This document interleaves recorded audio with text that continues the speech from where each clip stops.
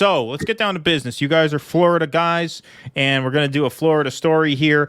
Last week, NBC's Andrea Mitchell interviewed Vice President Kamala Harris, and she asked her for comments on Florida Governor Ron DeSantis' education initiatives. Now, when the topic of the banned AP African American Studies came up, she framed the question in a way that DeSantis then took issue with. We're going to play the audio from that since NBC stands for not being cool about copyright stuff. We took a chance with the Hillary thing, but they have a habit of issuing copyright claims. So we're going to play the audio from this.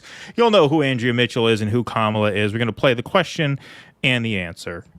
What does Governor Ron DeSantis not know about black history and the black experience when he says that slavery and the aftermath of slavery should not be taught to Florida school children?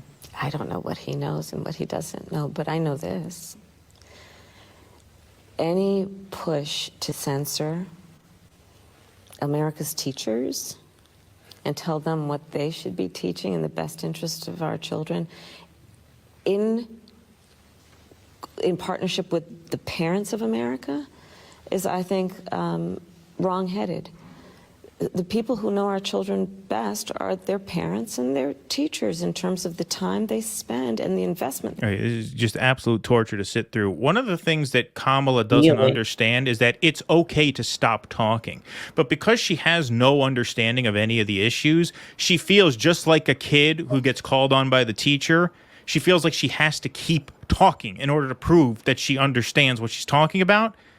You gave your answer. You don't have to keep going for another minute and a half. Let's listen to a few more seconds of this, but we're not going to hear the whole thing. They've placed in the brains and capacity of our children who are our nation's future. And there is great significance to the passage of time. Saying what should be taught in our classrooms. She's insufferable to me. I find her completely insufferable.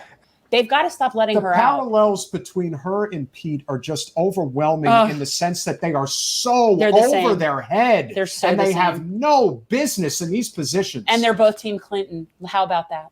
Yeah, well, I mean, you know who I blame, but, Who do you blame? Who do you blame? I blame Democratic voters. I told you that on your show. We're going to talk about that a little later. But anyway, in response to that whole question and answer, DeSantis announced he'd no longer be in contact with NBC for any further interviews or events until they issue a formal apology for what he claimed was a deceptively worded question, because, of course, the schools still are allowed to teach slavery. And so Andrea Mitchell issued this statement here as a semi-correction, I suppose. In my interview last Friday with Vice President Harris, I was imprecise in summarizing Governor DeSantis' position about teaching slavery in schools.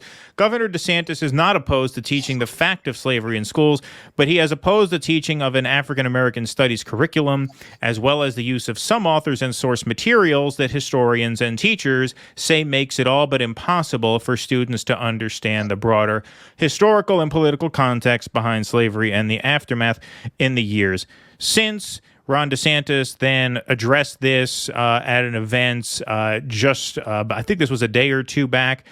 Here we have a little bit of his follow-up.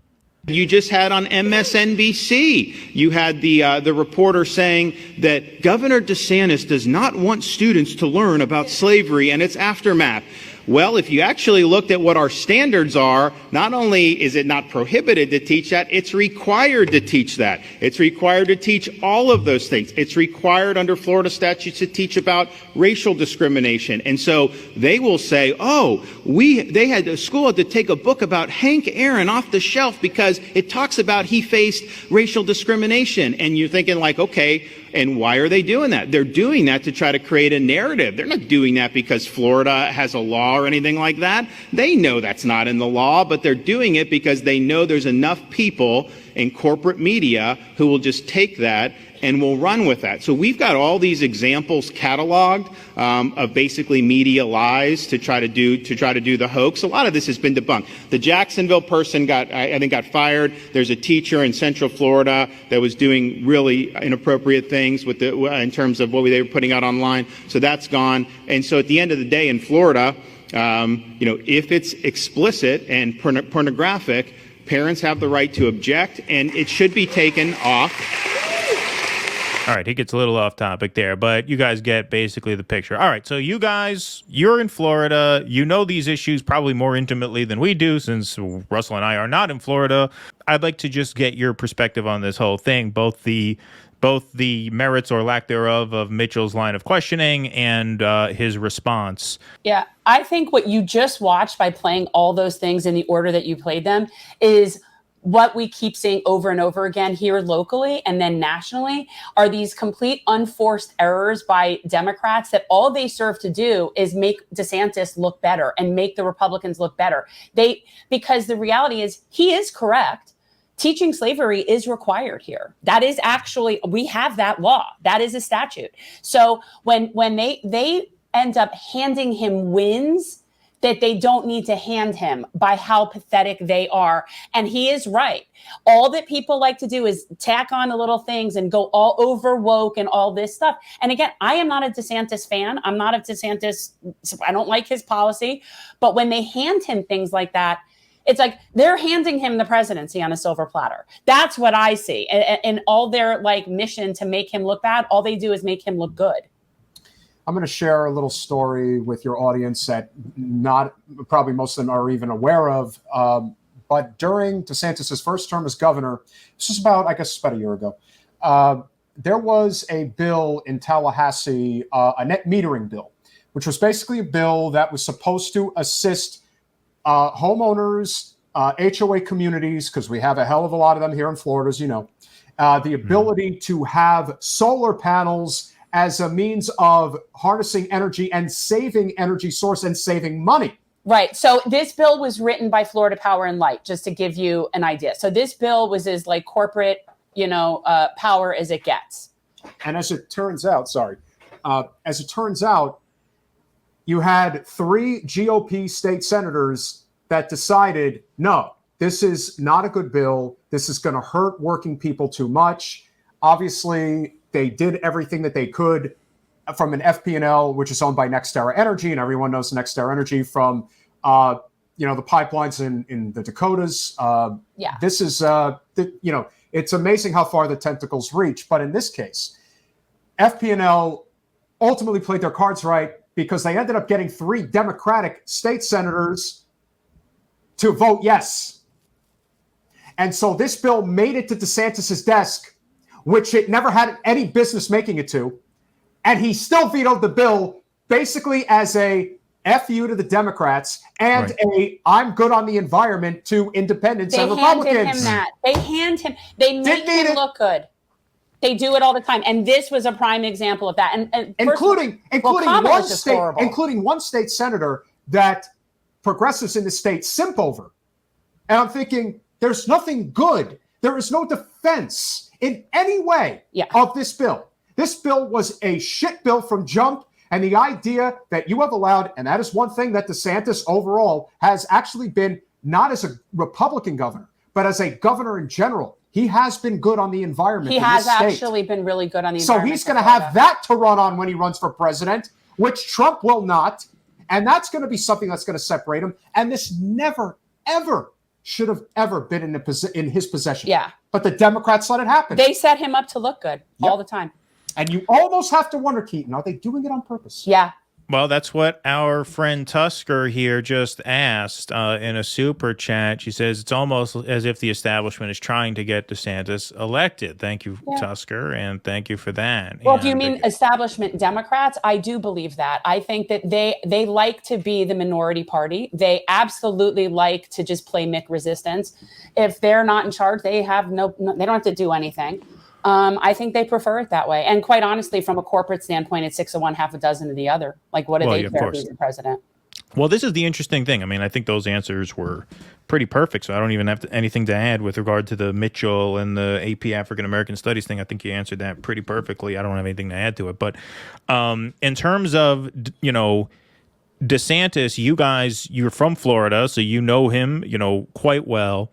Russell and I were talking offline that it seems like just as Trump derangement syndrome exists throughout the country, there's a little bit of DeSantis derangement syndrome in Florida, where we talk to a lot of lefties in Florida who think, no, DeSantis has no chance against Trump in the primary. He's going to get blown out because as soon as he steps out of Florida, everybody's going to hate him. And you guys see a shrewdness in him that, frankly, Russell and myself both see as well. That story that you just told is one example of that as someone who lives 1,200 miles away from Florida, I had never heard.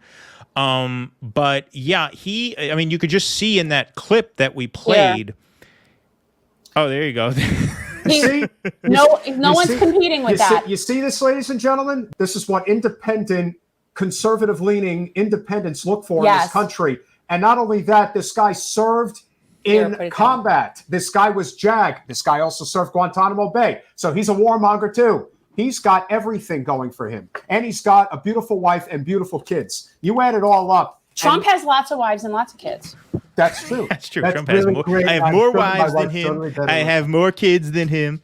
Yeah. I think that they really One of them's dead. That doesn't matter. She still counts. She's still a wife. Well, I think that DeSantis, yes, there is a derangement syndrome amongst the liberals here, the Democrats here, but it's really no different than how they were about Trump.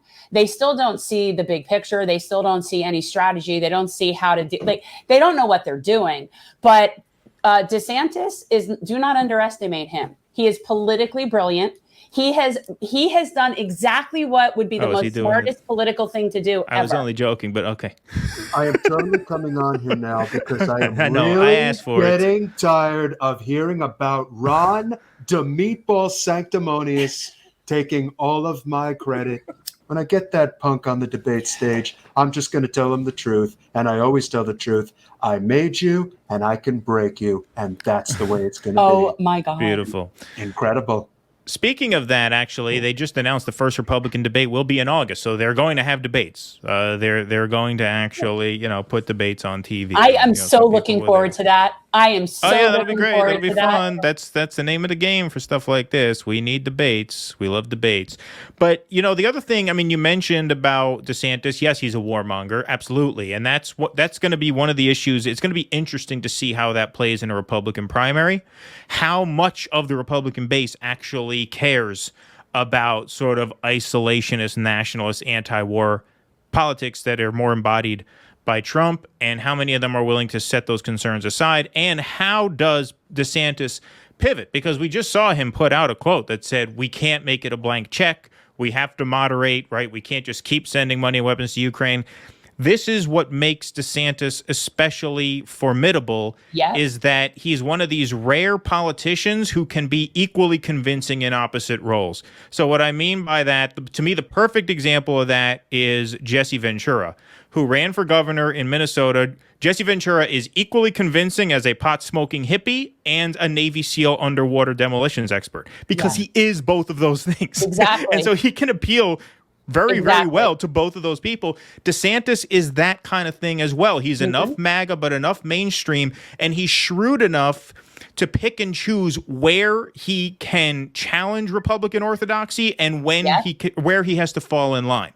You see a guy who's very, very calculated. This guy does not go up. He would not have gone up there and gave that intelligent and structured a response to the Andrea Mitchell thing. Trump would have gone up there and said, she's a liar. She's a disgusting person. She's ugly. And that turns off the normies. Yep. DeSantis is going to win the normies because he keeps it together enough to appeal to the normies. That's where DeSantis becomes very, very formidable, both in a primary and in a general. Yeah, I don't think people realize how popular he is. And the fact that you guys see it is really interesting. Most people that we've talked to do not see it how we see it. I think he is politically brilliant. Every move he makes, everything is, he's just smart in how he conducts himself and in the choices he makes politically. And he just really seems to know what he's doing. I think the fact that Florida is now in the red column for the foreseeable future, and that's the third most electoral votes in the country. Texas is still firmly in the GOP's corner. So now what they're going to have the ability to do in 2024 is invest heavily in the electoral infrastructure in Georgia, Arizona, and Pennsylvania. And all they're going to need to do is grab, I believe, 2 of those 3 states. And if they grab all 3, it's over. Yeah. And so, to me, somebody like DeSantis, it's like Jeb Bush came out today and endorsed DeSantis. DeSantis doesn't say anything. He doesn't. Yeah, no, of course, right. Right. He knows knows I am so grateful for Jeb Bush's Exactly. No, endorsement. because he knows that that's not politically smart. No, of course, right. And the problem with Trump is, while he is the one person who could beat DeSantis, because to me the presidency comes down to the 2 of them in their, in their respective primary. I agree. I think the fact that the Democrats are riding with Biden, the fact that they changed the primary schedule, the fact that I have a friend who's high up in the Democratic Party in this state and specifically said we have no bench. You're right. You have no bench because you've been keeping the Bernie movement out of the party. Right. Did you just think people were going to sit around and wait for it to happen? No, they're going to go somewhere else. And you're going to suffer for it mightily very, very soon.